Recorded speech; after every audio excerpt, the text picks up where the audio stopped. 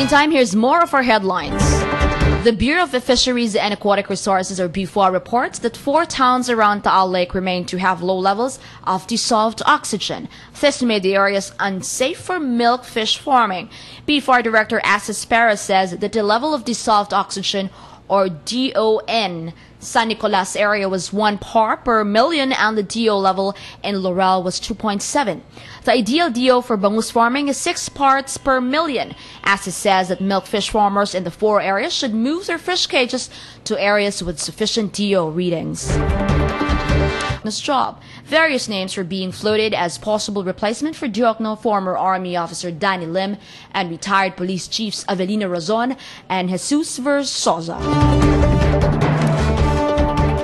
While maintaining the absence of a specific terror threat, Philippine National Police Chief Director General Raul Bacazo says the police force has been guarding vital installations.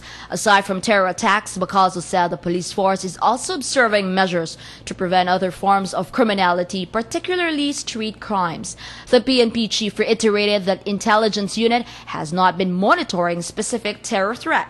He says the threat is continuing, but there are no specific threats referring to a specific area, to a specific date, time, or group.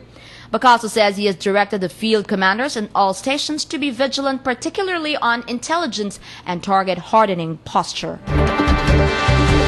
And still on headlines, the country should brace for more rains this week as a low-pressure area over Visayas developed into, now from tropical depression to tropical storm Falcon. The Government Weather Bureau Pag-asa says the center of Falcon was located at 610 kilometers east-northeast of Borongan, Eastern Samar, with maximum sustained winds of 55 kilometers per hour near the center. It was forecast to move west-northwest at 19 kilometers per hour. The Philippine Atmospheric, Geophysical, and Astronomical Services, or PAGASA, has not raised storm warning signals as of this afternoon. However, PAGASA officials say Falcon is expected to intensify further while over the sea. It's 10 minutes away before 7 in the evening. At least 21 more Filipinos heeded the Philippine government's call to leave Yemen amid the political tensions there. The Department of Foreign Affairs, or DFA, says the latest batch of 21 Filipinos, including 13 women and 9 men, arrived in Manila last week. Previously, the DFA raised the crisis alert level in Yemen's capital, Sana'a, to 4, meaning mandatory evacuation and repatriation as the Philippine government expands.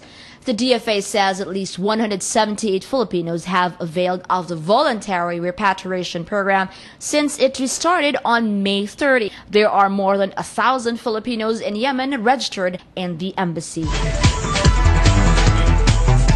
Desperate to help his sick father, an airport porter stole a PlayStation portable PSP from a departing passenger at Ninoy Aquino International Airport Terminal 1. Airport porter Dennis Balkin succumbed to temptation when he stole the PSP of departing passenger Maria Gracia Oy. Investigation by airport authorities revealed the Oy couple and 3 kids were passing through the initial walk-through metal detector and baggage X-ray scanning when they placed their personal belongings in the X-ray machine. The porter pawned the PSP for 4,000 pesos to help in the medical bills of his sick father. A review of the closed-circuit TV, or CCTV footage, identified Balkin as the culprit after his porterage number 4164 was seen near the X-ray machine.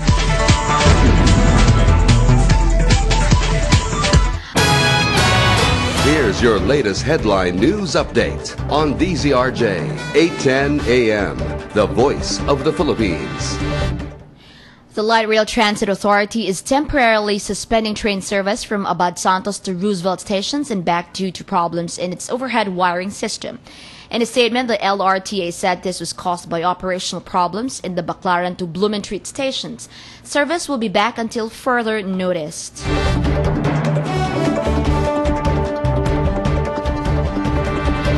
Justice Secretary Laila de Lima ordered the National Bureau of Investigation to conduct parallel probes of the murders of party organizer Cheryl Sarmiento and yoga student Teresita Tiano. Sarmiento was gunned down by unidentified armed men while she was driving her Toyota Altis. Police says the killing might have been a case of mistaken identity. Her car was similar to that of a police officer who had received death threats. A day after the killing, Tianyo was shot dead by carjackers in front of Brahma Kumari's World Spiritual University. Relatives of the two victims and the father of carjacked murder victim Venson Evangelista met with De Lima Tuesday to seek her help in the immediate resolution of the murders. Let's now take a peek into what's happening in the countryside, and here's Sunset Drive's provincial news. Here's your latest provincial news update on DZRJ810 AM, the voice of the Philippines. Classes in selected schools in Bulacan were cancelled today due to floods caused Tropical Depression Egay. Felicissima Mungcal, head of the Provincial Disaster Risk Reduction Management Office, or the PDRRMO, identified the schools as Zamora Elementary School, Longas Elementary School, Saluisoy, and Bangkal Elementary Schools in Maykawayan City. In Obando Town, classes at Panghulo, Paco, and Tawiran Elementary Schools were also cancelled. Mungcal said cancellation of classes was due to flood that inundated the area surrounding the school.